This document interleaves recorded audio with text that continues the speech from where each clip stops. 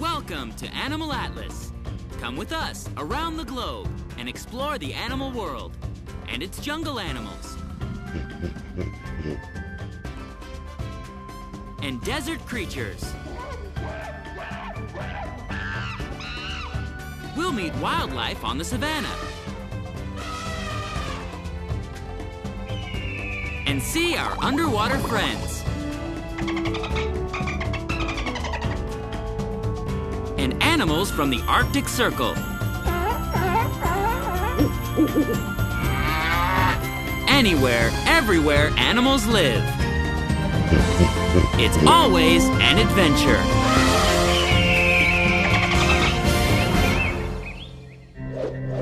Get out your Animal Atlas passports, because today, we're headed to the land down under.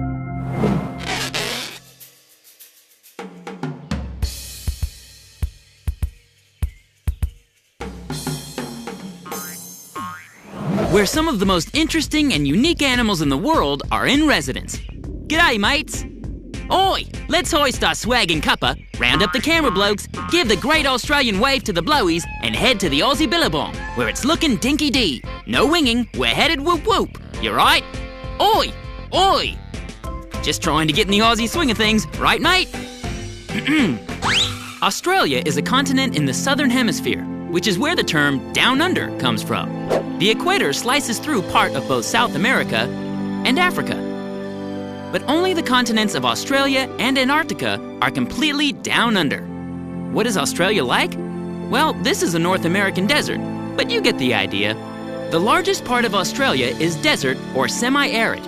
Australia is the driest inhabited continent and the flattest. And it has the oldest and least fertile soil.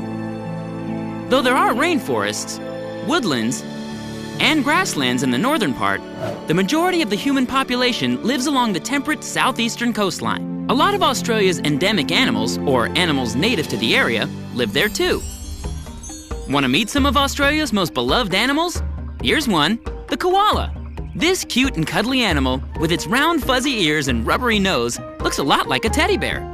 Or, a little bit like Albert Einstein, now that we mention it. But this little creature is not related to any members of the bear family, whether black, brown, or honey-loving.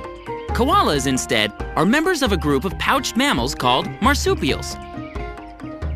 Who else is a marsupial? Australian natives like the kangaroo and the wallaby, among others. A marsupial is born live, just like puppies, and not hatched from an egg in the manner of most reptiles and birds. But unlike these puppies, marsupial babies are so tiny and undeveloped that they must continue to grow in the mother's pouch, often for weeks and months, before setting off or up on their own. Yes, the koala looks cuddly, but their fur actually feels more like the wool of a sheep. Koalas live in trees, and to help it climb, it has special claws. There are 2 thumbs on its forepaws and ridged skin on the bottoms of its feet for traction. Though they may look delicate, koalas have strong arm and shoulder muscles. Not only can a koala climb 150 feet to the top of a tree, it can also leap from treetop to treetop. Really? Koalas are slow-moving animals that need to sleep a lot. Why? Their metabolic rate is slow because of their high-fiber, low-nutrient diet. Sleeping not only conserves energy, napping is a nice way to spend the afternoon, too. The best way to sleep in a tree? Plant your bum firmly into a fork in the branches, close your eyes, and... Were our slow-moving koalas to venture down to the ground, like this, they would be easy prey for predators. Best to stay up in the tree. Besides, it's up in the tree where the koala finds its food. What does the koala eat? Only eucalyptus leaves. Eucalyptus, eucalyptus, oh tasty eucalyptus. Sound boring? Not at all. There are more than 600 kinds of eucalyptus leaves, and the koala is a true connoisseur. Each kind tastes just a little bit different. In case you were wondering, the koala's scientific name is Phascolarctos cinereus, which means ash-gray pouched bear. sums up this adorable animal. All but that part about the bear. Not all Australian animals live on land. One distinguished resident makes its home in the rivers in Queensland, Australia. Meet the Australian lungfish. This big fish can be found in deep pools in still or slow-flowing water. It's called a lungfish because, in addition to its functional gills, this lungfish has one lung, and it can survive living in stagnant and/or low-oxygenated water by breathing air from the surface every 30 to 60 minutes. And you thought only aquatic mammals could do that. Ha! The lungfish is easy to identify. Just look at that long, heavy body with large overlapping scales, and those sturdy pectoral and pelvic fins, which almost resemble flippers, like a sea lion might have. Lungfish are long-lived fish. See this lungfish with the dark blotches? He's been a resident of the Shedd Aquarium in Chicago since it opened in 1930. That makes Granddad Lungfish here close to 80 years old. Yes, that will shock even those animals with longevity as their middle name.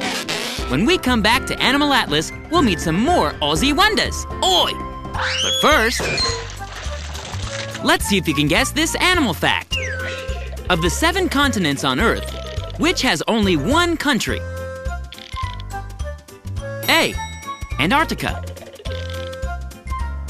B. North America. C. Australia. Or D. Asia. The answer coming up when we return to Animal Atlas. We're back. Did you guess the right answer to our question? Of the 7 continents on Earth, which has only one country? The answer is C. Australia. Yes, the continent of Australia is the home only of the country by the same name. Oi, you knew that answer, didn't you, mate? Wait a minute, what about Antarctica? Well, there are no countries in Antarctica. The United States and many other countries have science stations there, but no one owns the land. Except maybe the penguins. There's an idea. Penguin Nation. Yes, South America, Europe, Africa, and Asia each have a number of countries occupying their respective continents, while North America contains the United States, Canada, and Mexico. If we expand the concept of Down Under to include more than just the continent of Australia, we will come upon the island of New Guinea to the north. New Guinea and Australia share a lot of the same types of fauna and flora, for good reason. New Guinea became separated from the Australian mainland about 7,000 years ago. Meet the New Guinea singing dog, a relative of the Australian dingo. Though it is similar to the dingo, the singing dog is smaller and has a shorter, broader muzzle and wide cheekbones. Its ears are more pointed and broad, and its coat is very short and dense. These animals aren't native to this area. They came along with early human settlers several thousand years ago.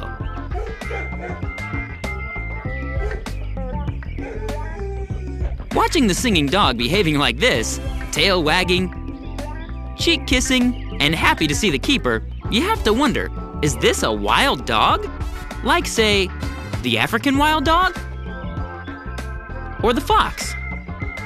This singing dog seems suspiciously like our domesticated dogs, doesn't it? New Guinea singing dogs are pariah dogs, and since they have remained isolated on this island for almost 6,000 years, they might just be the oldest of the pariah dogs. When we use the word pariah, we usually mean outcast.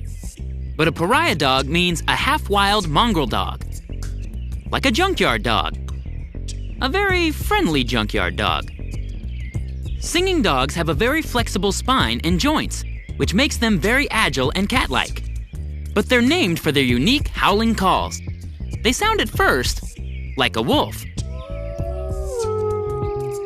but they are able to modulate the pitch of their howls, so to us, it sounds almost like singing. Other animals sing, the siamang, for example, and whales too. But there is something especially sweet about the song of this pariah dog from New Guinea. Not all animals from down under are as cuddly looking as our koala, or as big as our 5-foot-long octogenarian lungfish, or as affectionate as the singing dog. But this Australian frilled lizard is just as impressive as his mates on the continent. Sometimes known as the cloaked lizard, this lizard has a frill around his neck that can expand to look like a scaly umbrella and thereby make him look even bigger than he actually is. Looking bigger and scarier is a great defense in the animal kingdom. Just ask the orangutan with his cheek pads, or the lion with his mane. The frilled lizard, interestingly, is a member of the dragon family, a subspecies of lizard which includes the notorious Komodo dragon. But maybe one of the most impressive of all the Aussie animals is the emu. This unofficial national bird of Australia is the second largest living bird. Second to whom? The great ostrich of Africa, the uncontested giant of the flightless birds, whom the emu superficially resembles, especially in terms of feet. Both big birds have impressive three-toed feet with short, strong claws. Both big birds could kick a wannabe predator over the moon with those mighty legs. Well, almost. While the ostrich can stand 9 feet tall and weigh close to 250 pounds, the emu stands only about 5 feet 7 inches and weighs between 110 and 120 pounds. But still, for a bird, that's huge! Ostriches and emus are ratites, flightless birds who have wings but can't fly. Where the ostrich lives on the African savanna, and where the emu lives in the Australian desert and savanna grasslands, flight is simply not necessary, since running will do just fine. In fact, the emu's scientific name is Dromaeus novae hollandiae, with Dromaeus coming from the Greek for running or swift of foot. Emus are nomadic, and they're able to walk long distances at the impressive rate of 4 miles per hour. When running, they can reach 30 miles per hour with a stride of more than 9 feet. Emus can live alone, in pairs, or in groups of 9 or more. Their nomadic lifestyle is for following the rain, since emus need to drink at least once a day. Unlike our singing dog, emus are not very vocal animals, but they are always alert and interested in what's going on around them. What might just be the most striking thing about the emu is its appearance. Its brownish-black feathers almost look like fluffy fur, which has been parted down the center of its back, leading to a mop-like tail. Though flightless, part of the emu's day is taken up with preening and feather maintenance, just like any other bird. The emu's appearance takes a bit of getting used to. With those huge orangish eyes and blue-tinged skin on its sporadically feathered neck, this bird is quite distinctive, even prehistoric-looking, but for good reason. Think about this. The New Guinea singing dog has been a resident down under for more than 6,000 years. But the emu? The emu has been living in Australia for almost 80 million years. Is it any wonder that this remarkable bird is Australia's unofficial national bird? No surprise at all. When we come back to Animal Atlas, we'll visit some fast-hopping marsupials. But first, let's see if we can guess this next animal fact. What can't a kangaroo do? A. Walk backwards. B. Walk on all fours. C. Listen in 2 directions at once. Or D. Hold food in its paws. Don't go away. The answer coming up right after this on Animal Atlas. We're back. Did you guess the right answer to our question? What can't a kangaroo do? The answer is A. Walk backwards. A kangaroo can clearly walk on all fours and listen in 2 directions at once and hold food in its paws. But with a tail like that, walking backwards is just not possible. If a kangaroo is hopping along and decides to head back the way it came, the only way it can go about it is with a U-turn. One of the great questions of the Australian animal kingdom has to be, what's the difference between a kangaroo and a wallaby? Here's a kangaroo. Here's a wallaby. They look almost identical, don't they? Well, there are more than 50 species of these marsupials, and the main difference is size. The 6 largest species are referred to as kangaroos. while the rest are wallabies. How large is large? This big kangaroo is over 6 feet tall and weighs close to 200 pounds. The big kangaroos are truly man-sized animals. While this scrub wallaby, the smallest of the wallabies, has a head and body length of under 18 inches. The family name for kangaroos is Macropodidae, which means, not surprisingly, big feet. Whether kangaroo or wallaby, big feet define this marsupial. For most of these animals, the hind legs are much larger and more powerful than the forelimbs. Their tails are long and muscular and thick at the base. In the animal kingdom, tails are used for a variety of things. They make excellent fly swishers.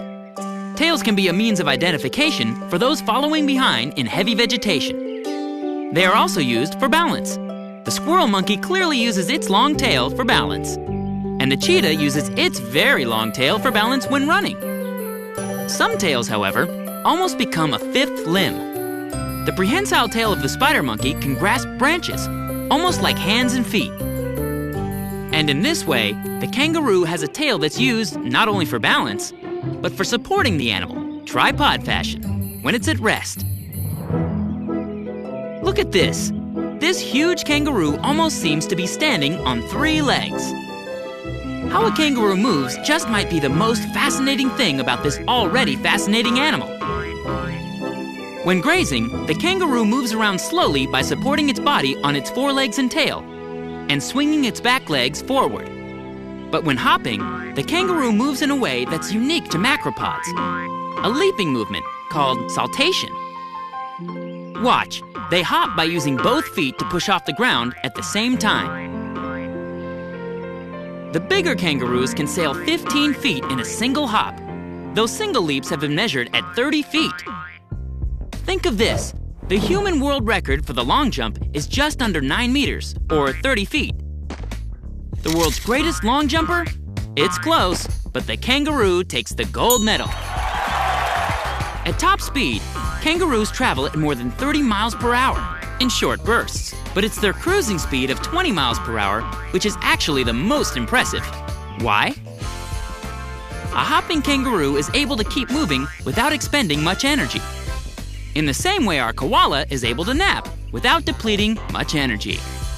Yes, the faster a kangaroo hops, up to their cruising speed, the less energy is expended. Grace and economy in motion? This is it, macropedal marsupial style. Kangaroos are very social animals, and a group of kangaroos is called a mob, a troop, or a herd. A female is called a doe, a flyer, a jill, or a roo. A male is called a buck, a boomer, a jack, or an old man. Babies are joeys. And as unbelievable as it might sound, some kangaroos live in trees. Most, however, are happy ground dwellers who graze on a large variety of plants. Large kangaroos, in fact, are the Australian equivalent of bison, or cattle, or deer. A kangaroo's chambered stomach works in much the same way as the stomach of ruminants, the cud chewers. First, they swallow what they eat, then they bring it back up and give it another good chew. Kangaroos and wallabies have good peripheral vision and a keen sense of smell. Their large ears assist in their acute sense of hearing. Wallabies use their small front paws for feeding, or for grooming, or for a quick wash, or for any other task that requires a nimble pair of paws. Yes, kangaroos and wallabies are noble, amusing, and remarkable. It's no wonder the kangaroo is the national symbol of Australia. We've seen some other worthy candidates from this continent and its environs in the southern hemisphere, from the eucalyptus-munching Einstein look-alike to the fish with a lung, to the lizard with a frill, to the flightless bird with hair like feathers, to the dog that sings, to the big-footed creature that hops with such ease it can only be marveled at. We've done it. We've been to Australia. Onya! Uru, Aussies! It's been lollies, mate. more fun animal facts and news, visit our website at www.animalatlas.tv. See you there. Don't go away. Animal Atlas will be right back. Until next time on Animal Atlas. Oi! G'day! Hey, Bob. Hey, Phil. People out there? Yep, people.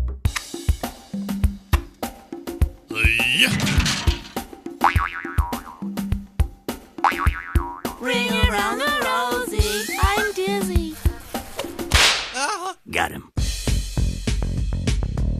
To be or not to be?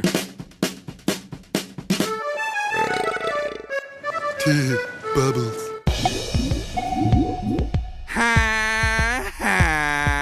And they're off. As they round the first turn, the zebra's in the lead because no one else is racing. Darling, alone at last. Tag, you're it.